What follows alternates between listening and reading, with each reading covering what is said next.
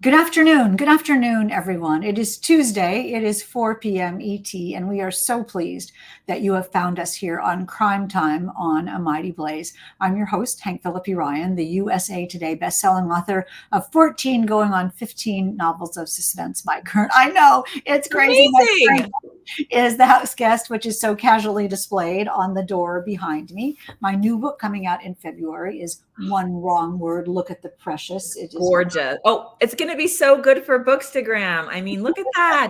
It's so funny. And you will hear way too much about that when the time comes. But today, talk about gorgeous. Oh, This is an advanced copy, and Vanessa will show up the hardcover copy of Vanessa's newest book, Blood Sisters, which is it's riveting. It's amazing. It's about sisterhood and heritage and how women are seen, and about being an outsider, and about uncovering history, and about impossible choices. And it is so marvelous and so personal. Let me read you what Megan Miranda said. Vanessa Lillie's riveting thriller explores the elusiveness of truth and the history that binds people together to a place, no matter what the time or the distance. At once captivating and illuminating, surprising and powerful, Blood Sisters is a story that resonates, and that is Megan Miranda. How did you feel when you read that? well, I'm such a Megan Miranda fan that it's very overwhelming when you get blurbs in. And blurbs are always a little bit of a stressful process because sometimes you're asking friends to read your book and give a blurb, which is of course their time. And then sometimes you're asking, these authors that you don't even know that you admire. And it's just anytime it comes, it feels like a present really has landed in your inbox. And I was floored and so grateful because she's a powerhouse and such a great writer. Megan Miranda is such a rock star. And there's that moment where you have to you're asking someone you don't really know. I mean, she knew you, of course, but you don't really know, to take X amount of time to actually read a book and then allow you to put their name on the book, which is a big ask. And this is, I mean, look at the cover of this is William Kent Kruger. And that is, He's amazing. Yeah. talk a little bit about that connection. I mean, Yeah. why him?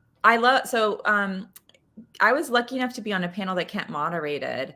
That was sort of our connection there. And he has such a beautiful series that he's been writing that has an Indigenous main character. And so I reached out to him, and I mean, he got back to me immediately. He's the kindest, most gracious person. And he was one of the very first blurbs that I received. And it was amazing. He and actually Caroline Kempenis is on the final as well. And then CJ Box came through, and I don't know CJ Box, but he's obviously, his series is amazing, and his TV series as well. And he has a lot of Indigenous characters and themes in his books as well. So that was another really incredible blurb to come through. I mean, talk about wonderful blurbs and reviews. That is a community of people who know their stuff, and they have welcomed you completely with Blood Sisters, with authenticity and generosity. And those things do not come lightly in any way, especially when the topic has to be so carefully handled and so deeply understood and so deeply and genuinely felt. So that's amazing. Now, I don't know if it's amazing, but I want to know how you felt when you picked up the New York Times book review on Sunday. Talk a little bit about that. It was pretty incredible. So, especially for readers and authors, the New York Times book review is such a big deal. It's just, I think in my Instagram post, I likened it to like the Jumbotron. And it's really a place where, everyone's sort of reading and talking. And every week we get the Sunday print edition of the New York Times and read it, which is such a fun, visceral experience to have pages, all over the bed and everything in the morning with my coffee. And so every week, generally, I kind of usually, if I'm lucky, know somebody who's in the book review. I mean, especially when they do. So Sarah Wyman has her crime and mystery column, which is what Blood Sisters was featured in.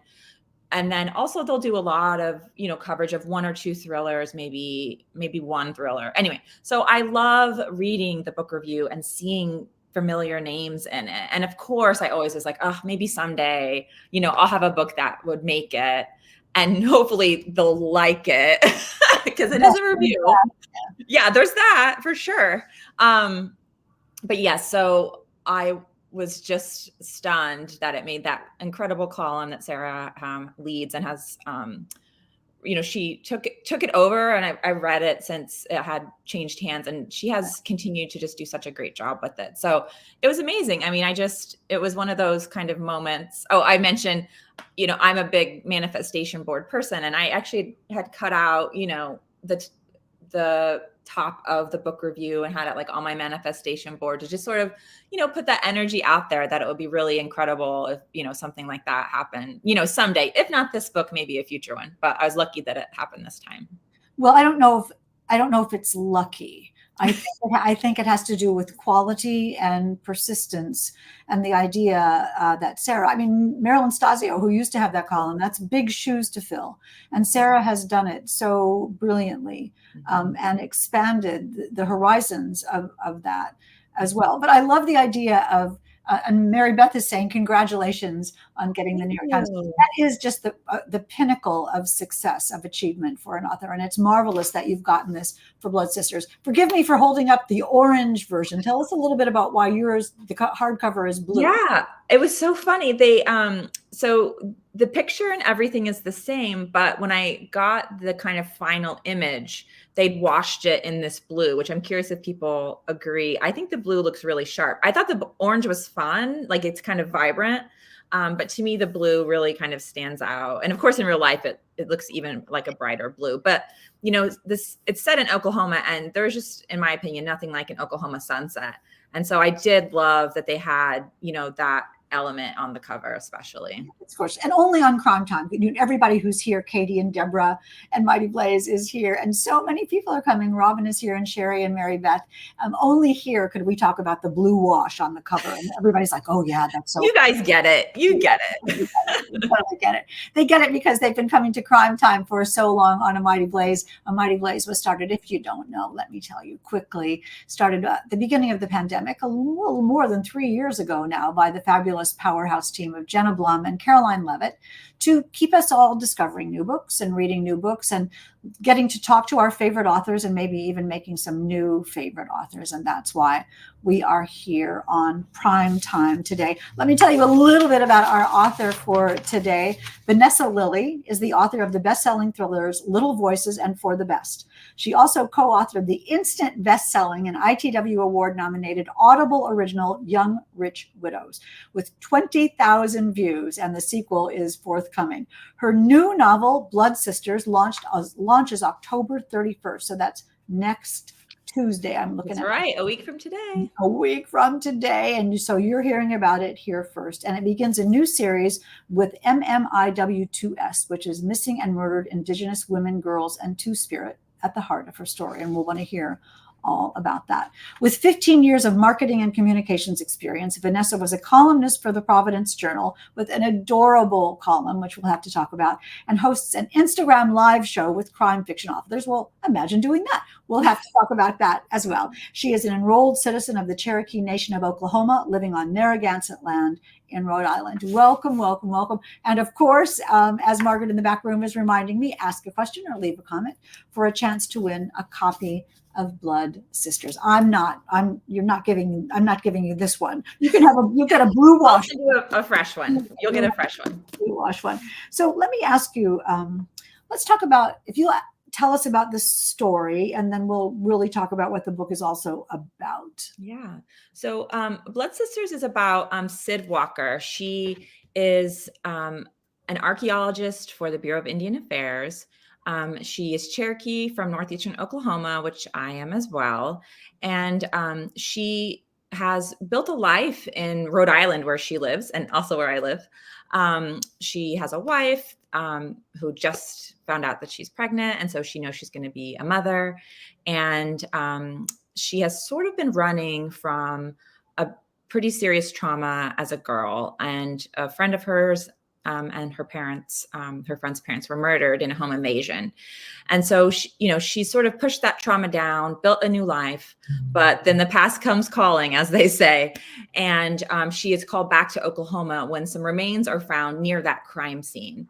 And so when she goes back to Oklahoma, she finds out that her sister, who subsequent to that crime has really had a lot of addiction issues, has gone missing. And she's determined to not let her sister be another missing and murdered Indigenous woman statistic.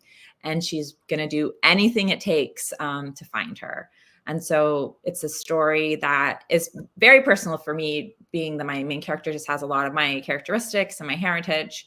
It's also set where I'm from and deals with a lot of issues.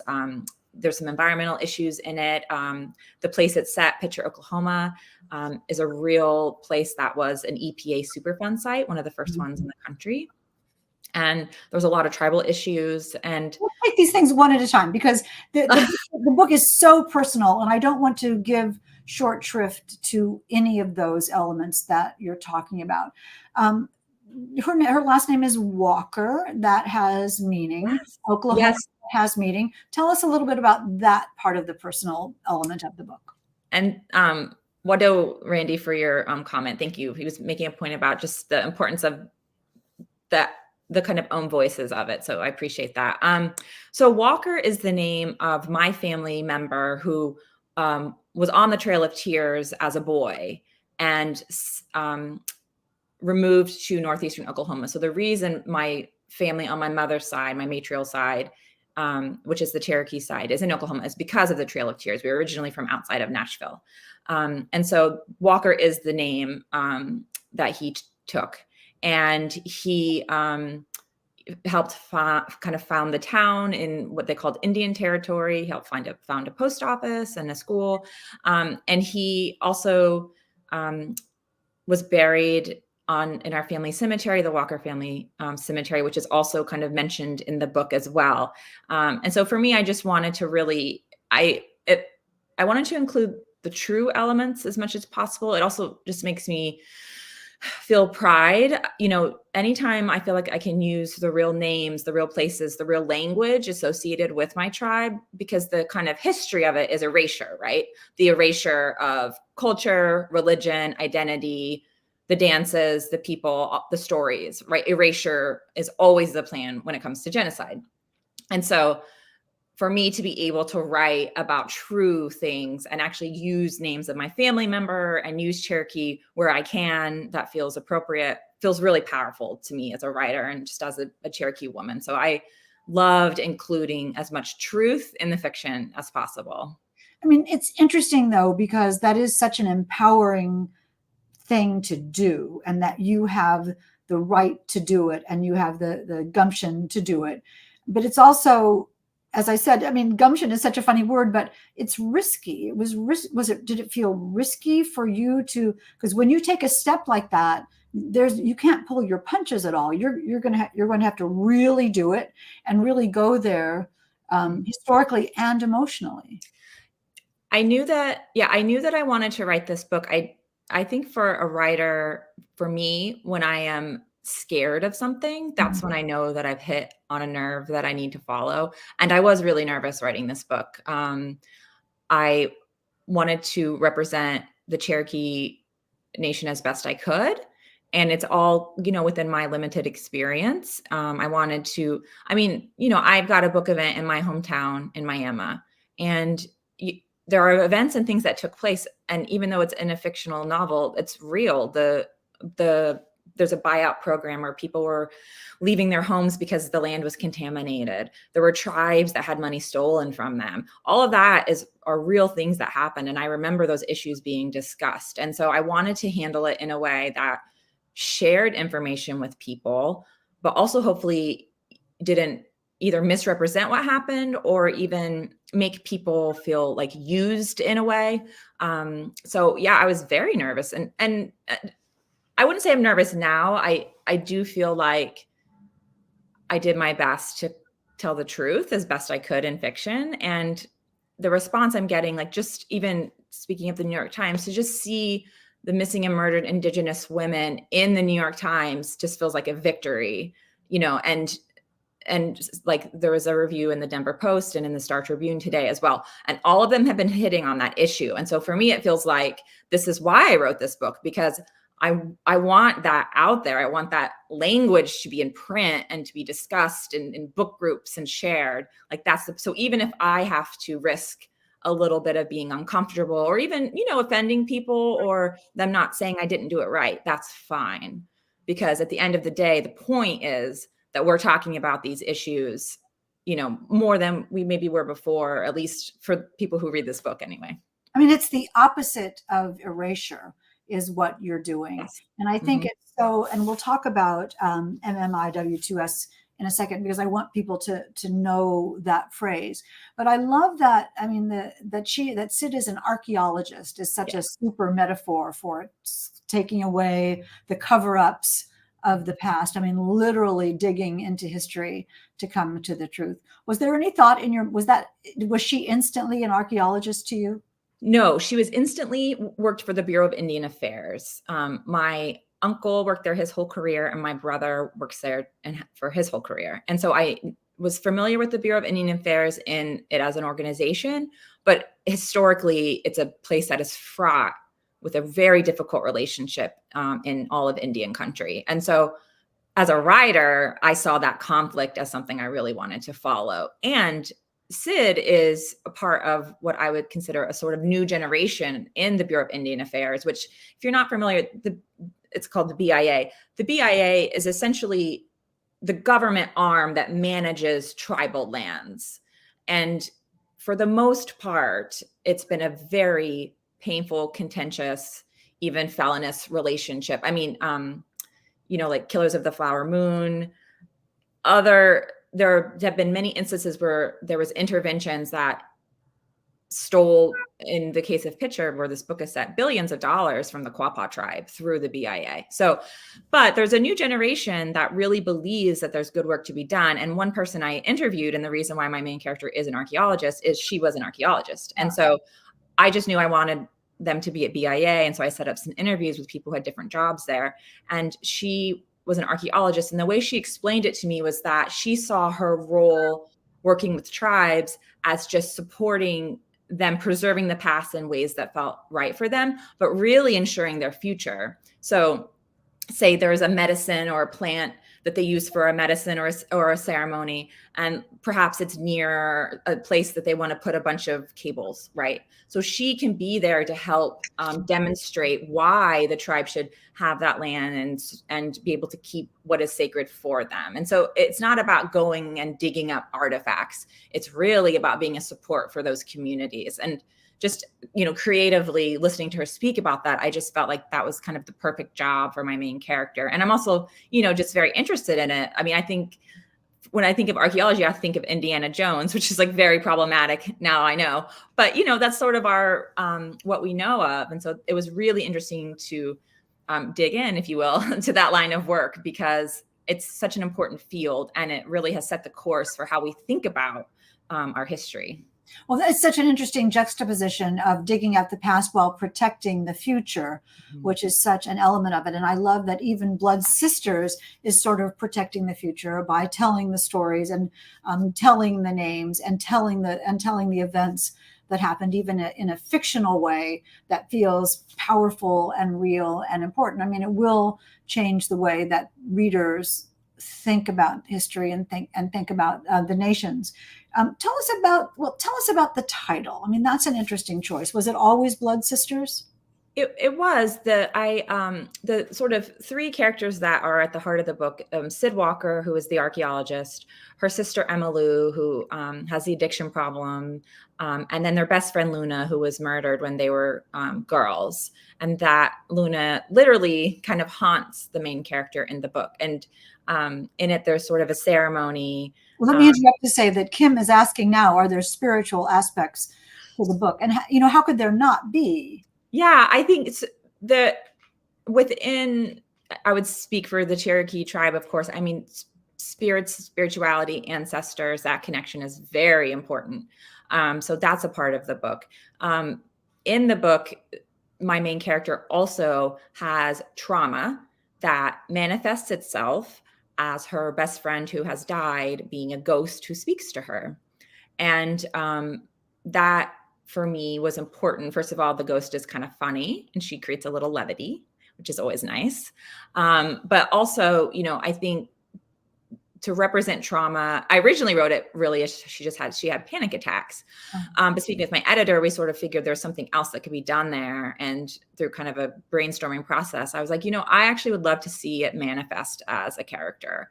And I think it also just shows how you always miss those who leave and go, and they're sort of always with you. So I really kind of created it in that way. So I don't know if that's spiritual exactly, but certainly those who leave us, I believe are always with us. And so that ghost Luna is sort of what she's called, represents that in the book. And that's the point of the whole book, is the past is always with us. It is. Whether you recognize it or not. And you've done such a marvelous job of helping everyone recognize it. The family relationships are so pivotal in this novel as well. Can you talk a little bit about the choices you made? Yeah, so Sid is returning home, and she lives in Rhode Island. And for me, as someone who so I left when I was 18, went to college, and haven't lived there since then, there's always this sort of, for me, a feeling of worrying that it could be interpreted as like a rejection of where I'm from. Mm-hmm. And I think I pushed that emotion further for Sid, where she sort of is rejecting where she's from in a way. And part of the reason she does it is for distance, but it creates problems within her family who is still on the same family land. Their sister does have problems, and I'm sure Sid's help would have been welcome. And, but she created some boundaries, which, to Sid, my main character's credit, there's nothing wrong with boundaries, guys. Like, it's also okay if you need to create some boundaries, but that does create a tension. And so, her mother, her father, she has a new niece. She has a cousin who was personally the most fun to write, her cousin Raina, who's like a little bit wild. I feel like everybody has a fun, wild cousin Raina. Loves to get into trouble. So I loved creating the family structure and the different dynamics that I hopefully rang true for people. Everybody's got to have a crazy cousin. One of the things that's so wonderful about this book, and if you just joined us, we're talking about Blood Sisters. One of the things that's so wonderful about this book is that thank you for the blue cover. It's a terrific story, but it also shines a light on some things that we may not have known about. As you were saying, the environmental things and the family things and the ancestral things and the BIA. Talk a little bit about how you wove those elements into it and the theme so seamlessly into the book, while we're still turning the pages as fast as we possibly can to find out just what happened. Yeah, structure is a big part of writing, and I know you know this. It's just, we have to really focus in the most essential parts. And my brain when I'm writing is like a crock pot, and I just sort of throw different things in there and hope it all sort of comes together. And, I knew with setting and it being in picture, a lot of those environmental pieces would come through. I knew with her sister going missing, I could push forward some of my feelings about the missing and murdered crisis, and the family pieces. And again, with setting does so much work, and I was able to write about this place that I love and give people a sense of what Northeastern Oklahoma is like. Well, tell us a little bit about that. What is it like? Well, a lot of it takes place on dirt roads, which is pretty accurate. But picture the town sort of at the center of the story is unlike any place you've been. It's originally became a mining town in like the early 1900s. So all of these mining companies came in and dug up under the earth and ended up pulling out billions of dollars that the like lead and zinc would I believe made like half of the bullets in World War I. It was the largest deposit in the world. So that boom came in, 20,000 people came into Northeastern Oklahoma. And when you pull things out of the earth, then suddenly it's living on top. So picture, which is flat land, suddenly looked like the surface of the moon, but with mountains of this chipped rock everywhere, which a lot of it still remains. And of course, the businesses go bust. And all of that land was taken from the Quapaw tribe, by the way, and all of the money that came with it.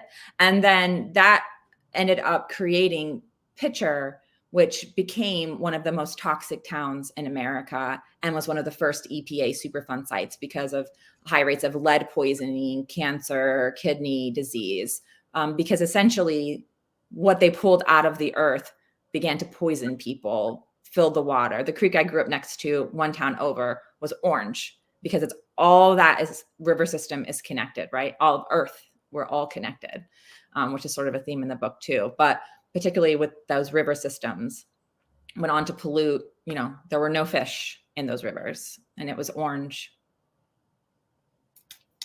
It's really chilling. It made me wonder as you were talking, whether as you did this research about the place that you thought you knew so well, and about the powers that be over it, did it feel empowering or did you cry? I think it is a little disheartening. A lot of it I knew from growing up there, but I think to look at it now, like as a mother, was really hard because so much of the pollution affected children. Developmental delays, hyperactivity, a lot of mental problems. I mean, it's lead poisoning. So I think just looking at it through that lens, and the fact that it wasn't like they could just sell their homes and move somewhere else, right? They were stuck there. Sometimes they wanted to be there. It was a community. But even if you wanted to leave, with what money, right? No one's going to buy your home near a chat pile now that we know that it's poison. So people were really trapped, and you have children and you don't have any recourse at all. It took a long time for the government. I mean, 2008, when this book is set, is when the buyout program really began. So, for that over 100 years that mining operation and collapse had been happening, people have been living there. So generation after generation. I keep saying the word powerful, but it really is a powerful story. Blood Sisters. The thing that you're writing is so wonderful in this because it's so close to the surface. It's so close to the bone of Sid, but it's also very deep at the same time. Talk a little bit about your choices in how you crafted the present tense of the novel. Yeah, most of it is told in first person present. And for me as a writer, I really like that point of view because you do get so in the character's head. And I think Sid is such a driven person that I almost think with third and a more distant perspective, you would just wonder, like, why is she acting like this? But I'm hopeful that you can see why she would literally do anything to save her sister, which to me really feels identifiable. I mean, I have a brother and I would do whatever I had to do to make sure he was safe.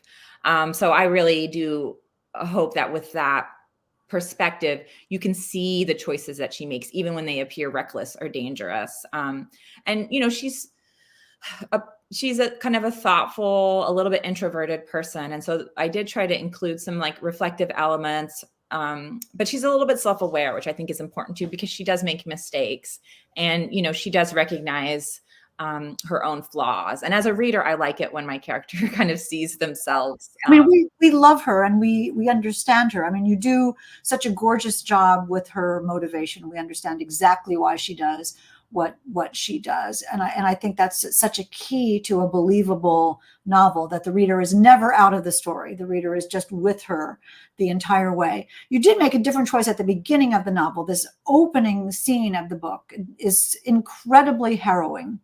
And completely different from the rest of the novel, which people should know. Talk a little bit about that, because when you open the book, you might think it's going to be all like that when it isn't. Yeah, the first chapter is really sort of almost a flashback. It is the moment of trauma. It's the moment when our main character, Sid, lost her best friend, Luna, and then Luna's parents were then murdered. And that moment actually really came to me almost entirely how it is, now. And it's inspired by a real story. Two young women, they were 15, going on 16, in a small town right next to my town. There was a home invasion. 3 men took them, murdered the parents, and the family has been looking for them since 1999. And it's been an ongoing pursuit. There was bungling of the case from the beginning. It completely echoes the experiences in many Indigenous communities in which they aren't believed or the right authorities aren't brought in. And so I've been watching this case and, kind of hoping and praying for this family since it happened, which was like right after my senior year of high school. And so obviously this is not their story and this is not their case, but all of those kind of feelings and the emotions that I've had watching them struggle to get answers and find any justice at all, is put into that. So the opening scene is really intense, but it sort of comes from a merciless place within me, which is that these kinds of things, do happen. And I, I didn't want to shy away from the horror that, some people face. And certainly it shows some bravery with the girls and things like that. And then from there, the next chapter flashes forward 15 years and it's all in Sid's perspective. But the first chapter is in the sister point of view. And then that point of view comes in a little later. And I love your use of language, that you sort of open the door to a new world for readers with the language that you use in that beginning. Can you tell us about that? Yeah, so there are some Cherokee words in the book, and then certainly in the kind of opening. And for me, it's just, so as we were speaking of, it's empowering and the opposite of erasure when you can use language in that way. And so like I knew that I wanted to have this sort of demon mask in the invaders. And so I had asked my friend who's Cherokee, like, what word would you use? And he told me the word skilly, which is sort of means like a demon or a devil. So it was also cool to just kind of engage with friends and find the right word for what I was, trying to convey. It's wonderful and so evocative and really terrifying, that first chapter. I really have to say, let's talk about the missing and murdered Indigenous women and girls now, though, because what would you like people to understand about that and to know about that? Well, I think a big piece of it is that I think it's really important for us to like look within our own communities, because each, community not only has their own original people who are still there and they're on those tribal lands. And so I think that's important to recognize. And then once you start learning about kind of where you are, I think you'll start to see the like challenges around maybe law enforcement or representation. And then within your community, you may also learn that there is a missing and murdered Indigenous women, issue. There probably certainly is. But it varies among communities. For Northeastern Oklahoma, maybe the issue has to do with, in this case, like not being believed. Maybe you have a drug history, and so no one really wants to believe you. You're a woman, you're a girl, you're dismissed. In other places, there's oil and drilling, and those are often done near tribal lands. And so that's a completely different issue, but it's the same principles, which are that it is ignoring the needs of the community, particularly for women and girls, because they aren't believed and they aren't valued in the same way. And there's a line at the beginning of the book, which is sort of something that's said in a lot of Native circles, which is what happens to the land happens to the women. And I just really think that that is true. And it's like the way in which we go in, extract resources, get the profit, leave town, right? That trickles down to how we actually treat the people and whether or not we even believe them, or we see that we have the right to treat them a certain way. And so it is a crisis in this country, and it's a varied crisis, and it looks different in lots of different communities. So I would encourage people, to just kind of learn about what the issues are where they live, and see if there are things that they can do, especially on the local level. I mean, it's interesting, and we'll take questions in 1 second after I ask you one more question. No, I have two more questions. One is, though, do you feel, you're about to go on book tour and talk to many people about this novel and reach a whole new audience of people. Is it sort of an honor to be able to tell this story? Oh, absolutely. A deep honor. I think that there are more and more Indigenous voices kind of being allowed into the mainstream, and it's certainly in books. I think, Killers of the Flower Moon is really lifting up the story of the Osage community in Oklahoma. Reservation Dogs is an amazing TV show. If you guys haven't watched it, also set in Oklahoma. It's more of a kind of drama. Anyway, there's some voices there, right? So I do feel like this is a great time to sort of be lending this to people and like contributing to this conversation. And anytime someone tells me like, oh, I didn't know about that and I researched it, it's incredible. It's kind of the best feeling as a writer because it's things that are important to me, and it really is almost overwhelming that I can share that and that they suddenly become important issues for other people. I just It's a when you told me that. That's wonderful. It is amazing. And you have been, and Mighty Blaze is saying, Margaret is saying, especially good read for Native American Heritage Month.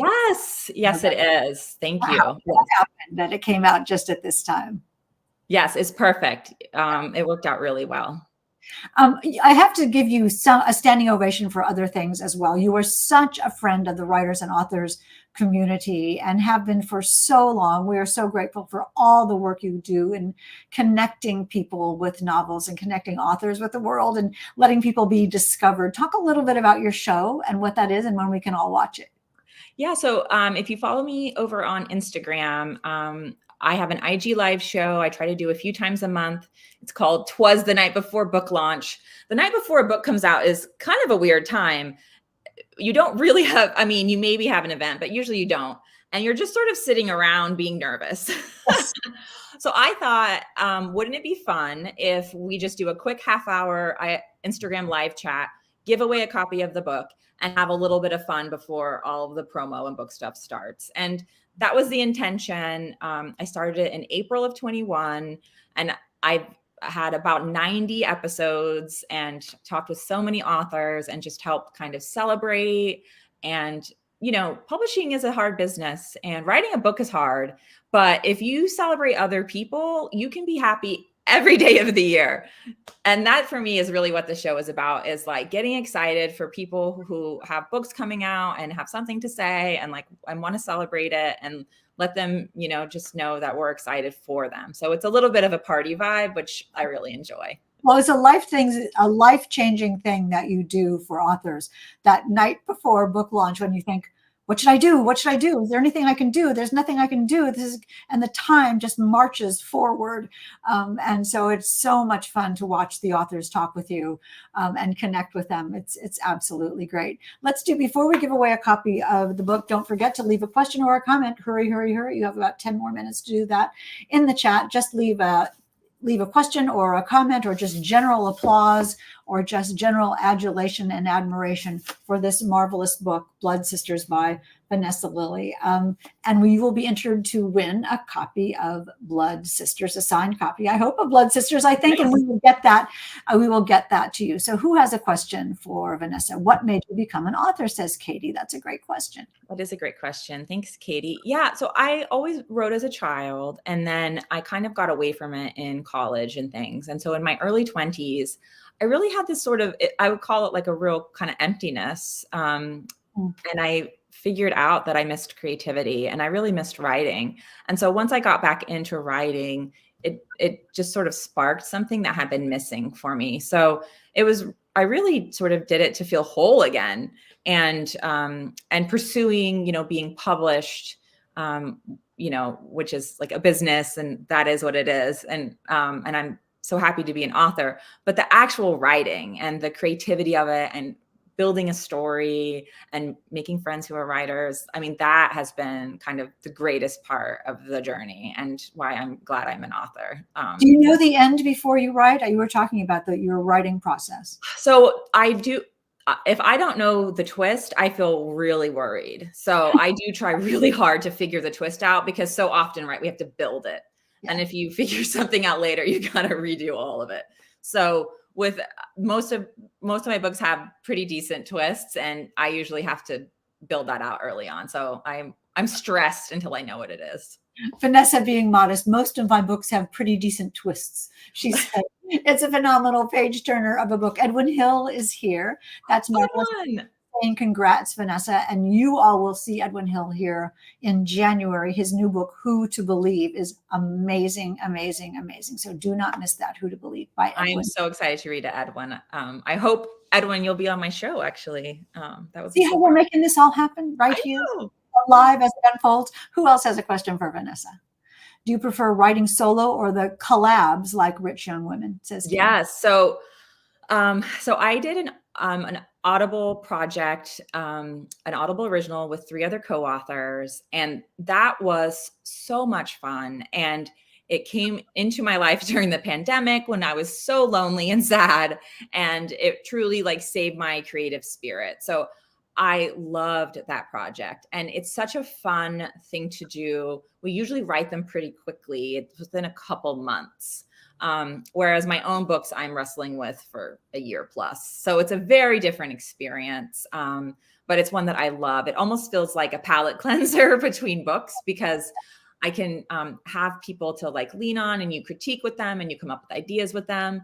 And then your own books, you're sort of always on your own and just spinning in your head. So I loved doing Young Rich Widows, and we've written a sequel that's coming out in the spring as well. It's such a fun project that I'm so grateful for because I needed it. Well, I'd love to be a fly on the wall in your discussions. What a wonderful group of people, what a wonderful group of authors you all are. And the result is completely great and so different from Blood Sisters, which is a testament to your talent. Definitely. Who else has a question? Who asks for the blurb? Author, publisher, editor, asks Sherry. Who asks? Yeah. So yeah, it's a combo. Usually, we had a conversation with my editor where we kind of talk about who the ideal blurbers are. So for this book, I wanted to do it different than I had for my last book. My last book is called For the Best. I had sent out blurbs in a fit and anxiety. I'm an anxious person, which means I asked like 30 people. Poor Hank, I think you probably had to blurb it. Like I asked so many people, and all of them were generous. So I had so many blurbs for that book, which is incredible. But I also recognize that like that was not the best use of my friends' time. And I need to, like get it together a little bit. So with this book, it was much more like less than 10 people. Whoever answers. Like I'm going to just be in a place of what comes in. It's great. And I'm not going to be in that anxious place. So I really just chatted with my editor. I said, who are our top people? Let's send it out and let's just see what happened. So my energy for this was very different. And it worked out, which is great. And it was like just the perfect amount. Yeah. Worked out is putting it mildly. And I think that energy comes from confidence, doesn't it? That you have an important thing that turned out to be the way you wanted it to be. And you're sort of proud to show it to people. It matters. Yeah. That's great. That's great. Who else has one last question? Shannon, hey, Shanson, says, any pub day traditions? That is such a great question. And, I always ask authors that, and I'm always real bossy about needing to have fun on their pub day. So my tradition is sitting in front of my phone, sharing things on social media. But what I think I need to do is probably do like a really nice walk and a really great dessert. Probably something with my dog is my plan, and to really, celebrate it. And it's on Halloween. So there's just like no excuse for some ridiculous, skeleton dessert or something. Or you can just buy a lot of Twizzlers. That's what I do. We have so much Halloween candy. I mean, we're all coming to sweets had, that's for sure. That's great. We're all coming to your house for trick-or-treating. Yeah. It is time for us to go, you all. We have been talking about the fabulous Blood Sisters by Vanessa Lillie. Let's spin the wheel of fun and see who gets their very own copy of Blood Sisters. And the winner is... We need music. I'm going to start singing in this. Oh, I won. You do win, Vanessa. You really do win. You have already won. All right, let's try this one more time. That's great. At least you know that it's not fixed, Deborah Press. I think Yay, Deborah. In the last show. Deborah, do you want to? I will be happy to send you both books, or shall we spin one more time? What do you think, Deborah? This is up to you. Up to you. We are not seeing her response. You know what? Some days you just get lucky. Deborah, I agree. Absolutely. 2 books to Deborah. I love it. The wheel of fun. So Deborah, you know the scoop. You're going to email me, and I'll email our producer, and she'll email Vanessa's publisher, and Vanessa's publisher will get you the book. And that's how it goes. Lucky you for being here on Crime Time on A Mighty Blaze. Vanessa, thank you so much for coming. Happy launch and book tour and everything.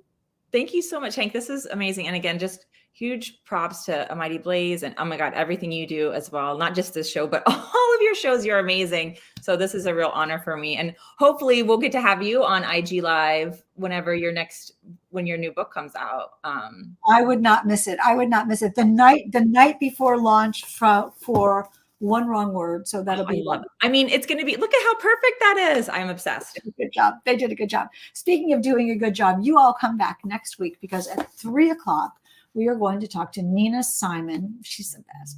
Mother-Daughter Murder Night, which is a Reese's Pick, which is a really terrific, touching, funny, but a wonderful mystery, actually, and very deep and very thematic. You'll love it. Trust me, I love that book. And this book at 4:00, we'll talk to Tim Johnston about Distant Sons. This is next on my TBR. So I will let you know what I think about it next week at 4:00. So in the meantime, you know what I'm going to say. Remember, it is always safe inside a book. And we'll see you next time.